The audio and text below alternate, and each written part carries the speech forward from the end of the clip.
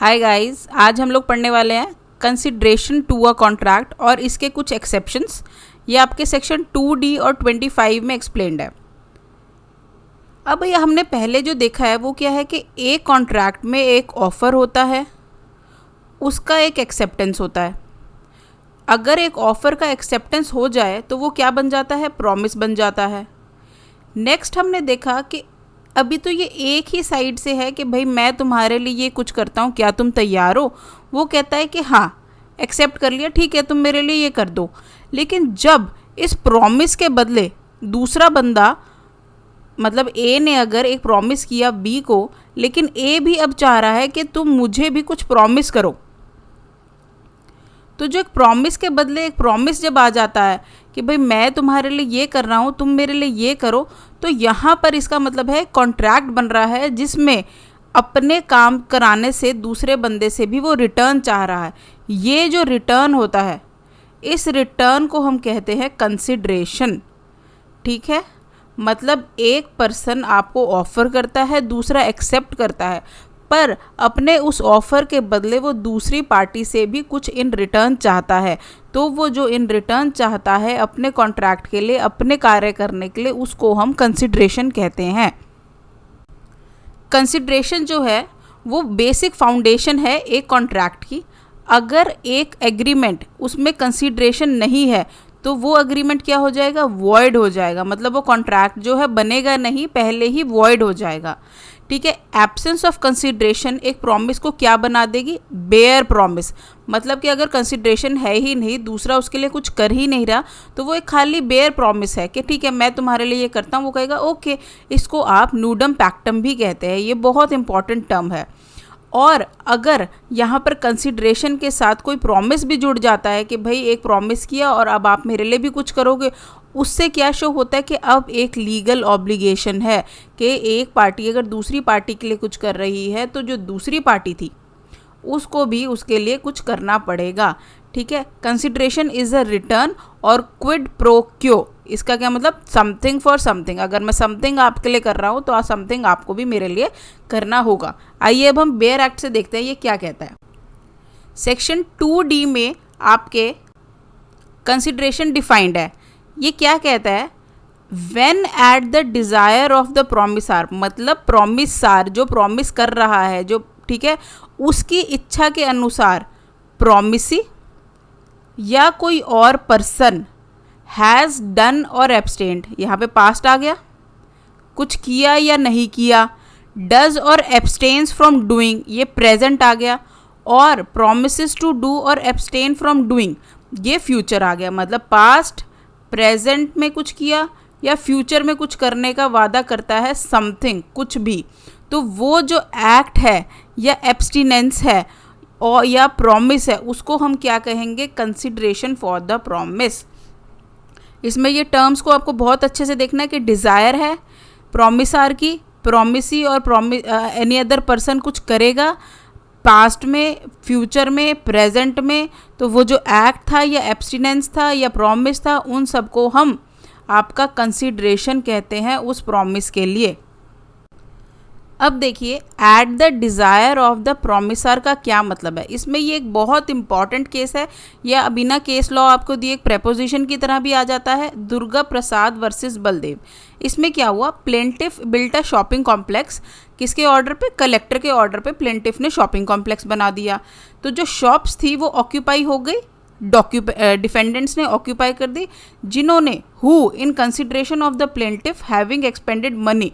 अब प्लेंटिफ ने एक शॉपिंग कॉम्प्लेक्स बनाया, किसके ऑर्डर पे, कलेक्टर के ऑर्डर पे। डिफेंडेंट्स ने उस जगह को ऑक्यूपाई कर लिया, और ऑक्यूपाई करने के बाद उन्होंने प्लेंटिफ को क्या ऑर्डर किया कि भाई जो भी हम सामान बेचेंगे उसका कुछ कमीशन तुम्हें को देंगे। ठीक है, मतलब कलेक्टर ने ऑर्डर किया प्लेंटिफ को, और वहाँ पे रह रहा है डिफेंडेंट जिसने प्रॉमिस किया प्लेंटिफ को कि ठीक है हम जो सामान बेचेंगे उसका कमीशन तुम्हें देंगे। अब प्लेंटिफ ने ना केस किया कि अपना कमीशन रिकवर करने के लिए, तो वो जो केस था उसका रिजेक्ट हो गया। किस ग्राउंड पे, कि plaintiff's act was the result not of the promise but of the collector's order, कि भाई जो प्लेंटिफ था उसने जो बनाया कंस्ट्रक्शन वो तो कलेक्टर के ऑर्डर पर बनाया ना, डिफेंडेंट्स के ऑर्डर पे तो बनाया नहीं है। ठीक है, वो उनके बीच का कोई प्रॉमिस का रिटर्न नहीं था, तो इसलिए यहाँ पर जो था, जो प्रॉमिस आर के डिज़ायर पे उन्होंने नहीं बनाया, क्योंकि उनके बीच में कोई ऐसा प्रॉमिस हुआ ही नहीं था कि तुम अगर बनाओगे, कंस्ट्रक्ट करोगे तो हम तुम्हें कमीशन देंगे। ये था कि भाई उसके ऑर्डर पे उसने वो बना दिया प्रेमिसेस, उसके बाद डिफेंडेंट्स ने एक्वायर कर लिया और उन्होंने कहा हम तुम्हें कमीशन दे देंगे। तो इसका मतलब ये है कि तभी एक कंसिडरेशन एक दूसरे पर्सन को देता है जब कोई प्रॉमिसार के इच्छा के अनुसार कार्य करता है। यहाँ पर कलेक्टर के ऑर्डर पर कंस्ट्रक्शन हुई थी, डिफेंडेंट के ऑर्डर पर कंस्ट्रक्शन नहीं हुआ था, वो तो इंडिपेंडेंट कंस्ट्रक्शन था, बाद में डिफेंडेंट ने ऑक्यूपाई कर लिया। तो इन वाले केसेस में इसकी कोई कंसिडरेशन उसके लिए नहीं बनती है। नेक्स्ट है प्रॉमिसी और एनी अदर पर्सन।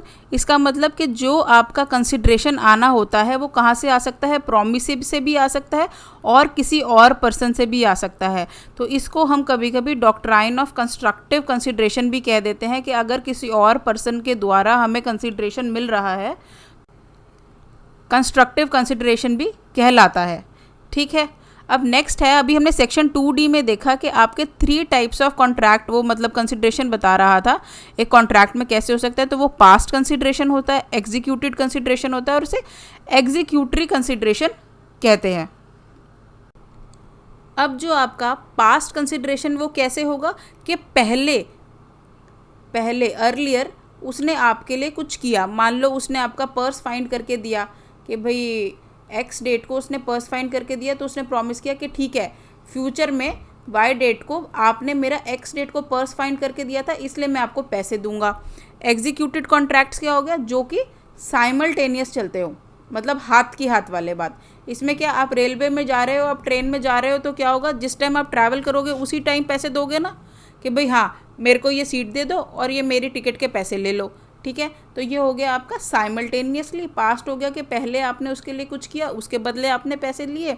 एग्जीक्यूटरी क्या हो गया आपका, फ्यूचर से रिलेटेड हो गया कि जब आप कहोगे कि हाँ मैं तुम्हें ये सामान फ्यूचर में बेचूंगा और तुम ये सामान मुझे फ्यूचर में इसके पैसे दे देना। तो जो फ्यूचर से रिलेटेड हो जाता है उसको हम एग्जीक्यूटरी कह देते हैं।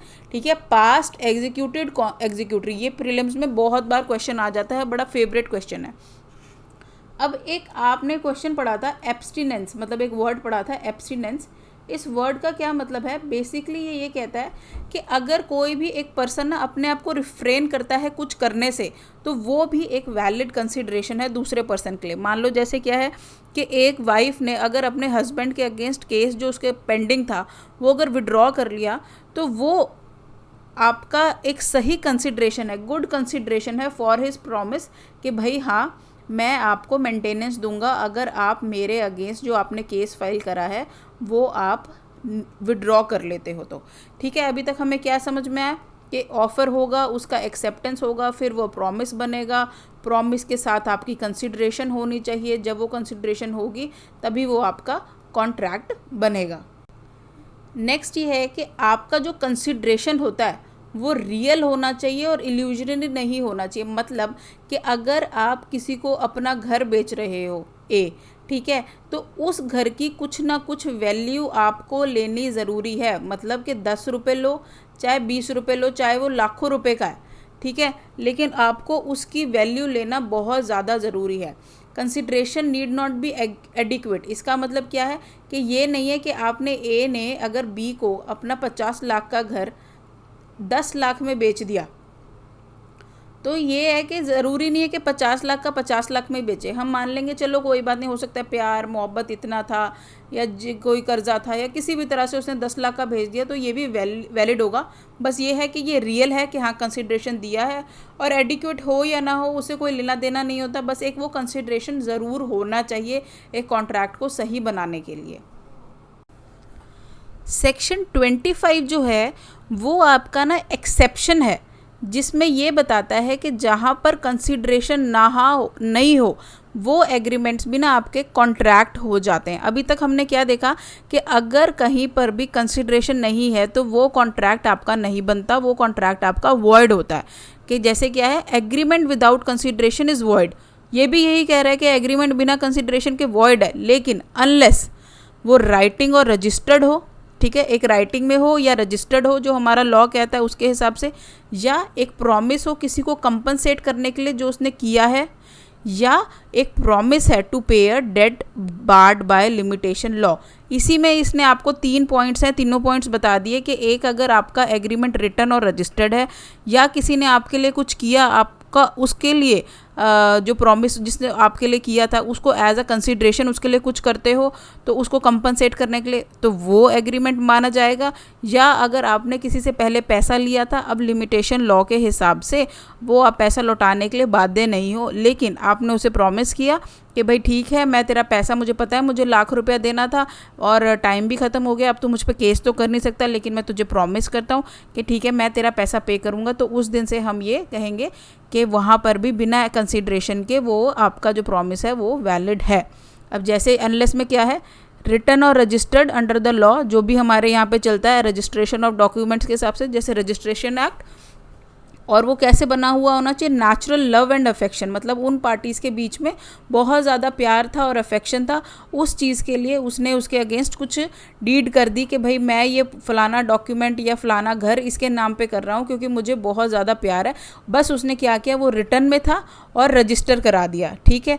सेकेंड क्या है कि एक प्रॉमिस है कंपनसेट करने को किसी को होली या इन पार्ट, जिसने आपके लिए पहले से ही कुछ किया था, प्रॉमिसर के लिए कुछ पहले से ही किया था, चाहे आप उसे कंपनसेट करोगे होली या इन पार्ट, ठीक है। या किसी प्रॉमिसर को लीगली कंपेल किया गया था कि आपके लिए वो कुछ करे, उन केसेस में अगर आप उसे प्रॉमिस करते हो बिना कंसिडरेशन के कि हाँ जो तूने मेरे लिए पहले किया था उसका मैं आज तुझे कंपनसेट कर रहा हूँ, क्योंकि आज वो उसके लिए कंपनसेट कर रहा है जो पहले हो चुका था, तो उसके लिए भी आपका कंसिडरेशन, आपका जो कॉन्ट्रैक्ट है वो वैलिड हो जाएगा, ठीक है। सेकंड क्या है कि एक promise made in writing and signed by the person, ठीक है, जनरली ऑथराइज्ड टू पे होली ऑन बिहाफ डेट, ठीक है, राइटिंग में होना चाहिए और साइंड होना चाहिए एक डेट जो कि आपका ऑलरेडी बार्ड था लिमिटेशन लॉ से, लेकिन फिर भी आज आप उसे प्रॉमिस करते हो कि ठीक है भाई मुझे पता है मुझे तेरे पैसे देने हैं, मैं लेकिन आज तुझे वादा करता हूँ कि ठीक है, लेकिन कैसे होना चाहिए, made in writing and signed. ऐसे तो कोई भी कह देगा ना कि हाँ मुझे उसने वादा किया है, तो राइटिंग और साइंड होना चाहिए कि ये जो आपका एग्रीमेंट है, ये मतलब मैं आपके जो पैसे हैं वो मैं आज आपके लौटाऊंगा। तो इन 3 केसेस में बिना आपके कंसिडरेशन के वो कॉन्ट्रैक्ट्स, वो एग्रीमेंट्स आपके कॉन्ट्रैक्ट बन जाते हैं, ठीक है। ये एक्सप्लेनेशन दिया हुआ है, ये क्या कहता है कि कुछ भी इस सेक्शन में जो दिया हुआ है वो अफेक्ट नहीं करेगा किसकी वैलिडिटी को, एक गिफ्ट की वैलिडिटी को।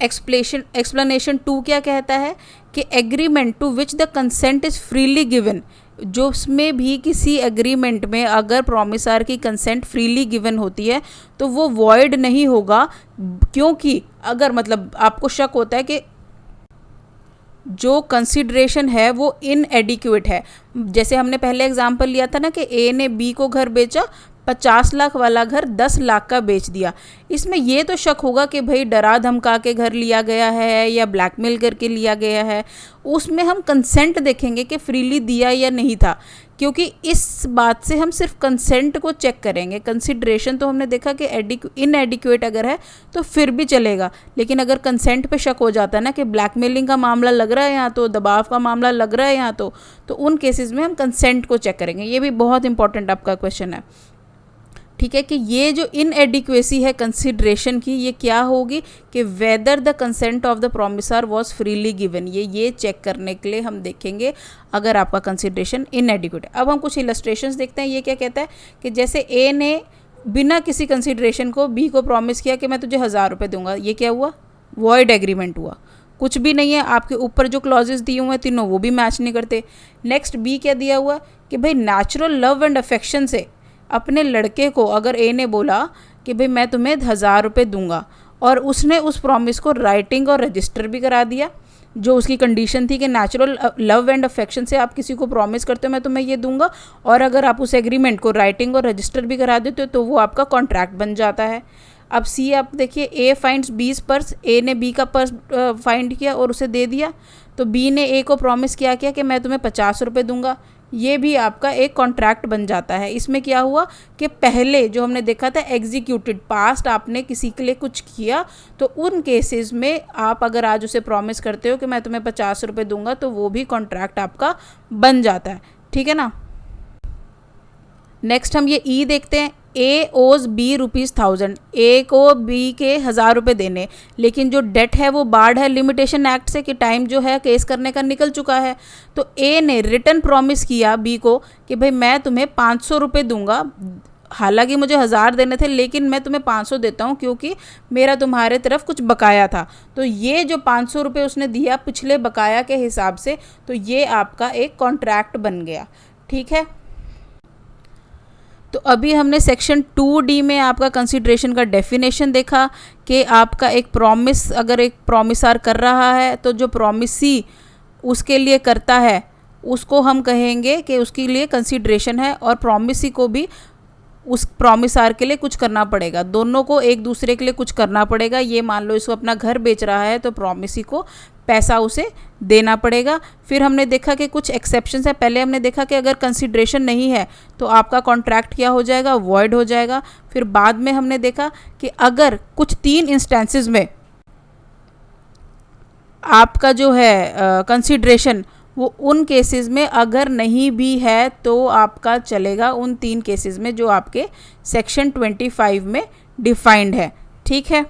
नेक्स्ट आ जाता है कि कौन से इंस्टेंसेस हैं जहाँ पे कंसिडरेशन की ज़रूरत नहीं होती। वो कैसे हैं? कॉन्ट्रैक्ट ऑफ एजेंसी में कंसिडरेशन की ज़रूरत नहीं होती। अगर रेमिशन हो जाए by the promisee of performance of the promisor, कि भाई प्रॉमिसी कहता है कि अब आपको परफॉर्म करने की ज़रूरत नहीं है, उन जगह पे कंसिडरेशन की ज़रूरत नहीं होती। एक एग्रीमेंट हो जाए कि भाई टाइम जो है हम एक्सटेंड कर रहे हैं कि भाई 1 महीने में नहीं हो पाया तो कोई बात नहीं 2 महीने में कर दो, तो उन केसेस में कंसिडरेशन की ज़रूरत नहीं होती। या promise to contribute charity in certain circumstances, in cases में भी कंसिडरेशन की ज़रूरत नहीं होती। ठीक है। Thank you guys, I hope आप लोगों को समझ में आया होगा। अगर आप लोगों को कोई भी डाउट हो तो आप कमेंट्स में लिख सकते हैं। Thank you.